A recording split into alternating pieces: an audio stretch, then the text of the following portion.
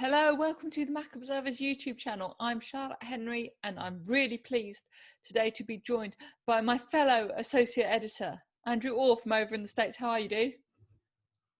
Hey, happy Friday, Charlotte. Yes, we're recording this on a Friday. It's a very exciting Friday.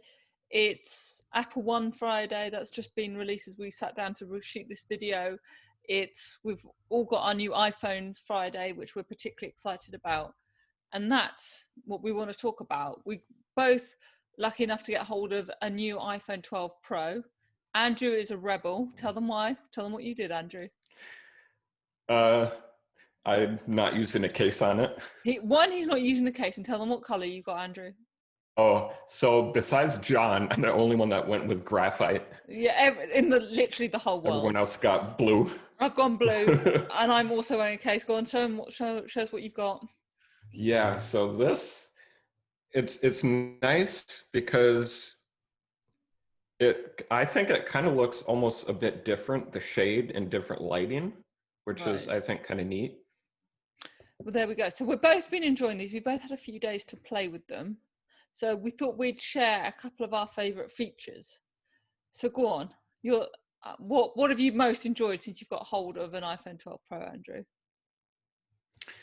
So besides the camera, the main feature that made me want to upgrade and made me really excited about it was the new old design, right? So this is the old iPhone 5 design with all the flat sides. I personally like that.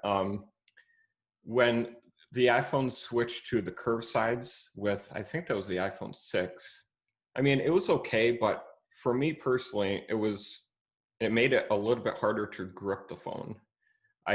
When I went from the 5S to the 6, I noticed I had to be a little bit more careful when I was like whipping my phone out to take a picture really quickly. So that is my number one pick. So Andrew is basically happy to have gone back to the future.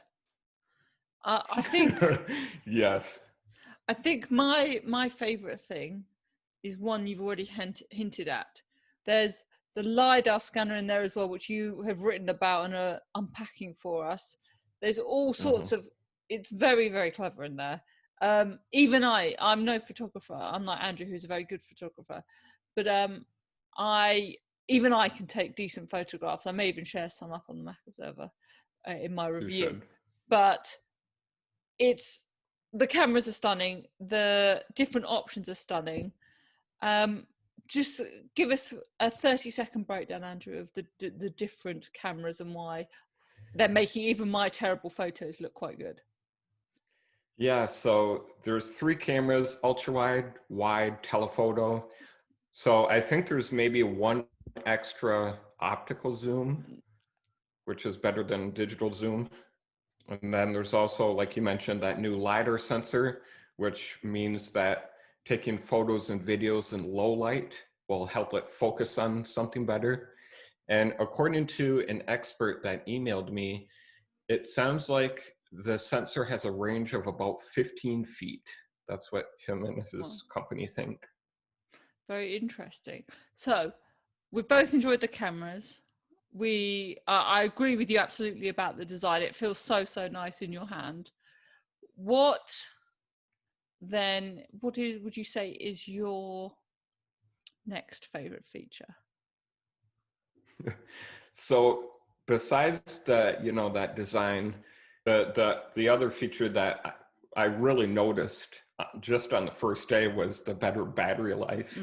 After 4 years. Let's put this in context. Yeah, Andrew's been using a 7 Plus. Yep. Andrew's phone needed to be put out of its misery. Yeah. After 4 years, it was slowly dying on its last legs. I think the battery health feature that we can access in settings was like down in the 70s. So, ouch. Yeah. But with this, with a day of light usage where I'm just occasionally picking it up, at the end of the day, it's still got, maybe 70-80% battery life, which is fantastic. Yeah, I noticed that I think at the moment I'm only having to charge it perhaps every day and a half. Yeah, I mean, I charge mine even if it has a full battery every night anyway on my nightstand. But if I didn't do that, I would probably get the same result. That doesn't. We'll discuss battery health and looking after your battery another time, Andrew. Naughty. My other favorite feature, and this may sound silly, but it's the OLED display, which I think in this iteration of the iPhone Pro in this case, the 12 Pro, is absolutely stunning. Now, both of us were coming from older phones. I had a 10R before this, so that's both. Uh, the display improvement is significant. I Yeah. noticed it the minute I turned on the phone. Um, Oh, it's gorgeous. it genuinely is, and if you watch videos and stuff on it, it's really, really noticeable, the caliber and quality of the display now. So I think that is something we kind of all take it for granted slightly, some of those things, but actually it's really not to be. It's a huge improvement that Apple have made. I'd be interested to know if people who had an 11 or 11 Pro, if they noticed such an upturn. But if you're making a multi-year upgrade like you and I were, it's hugely noticeable. Yeah.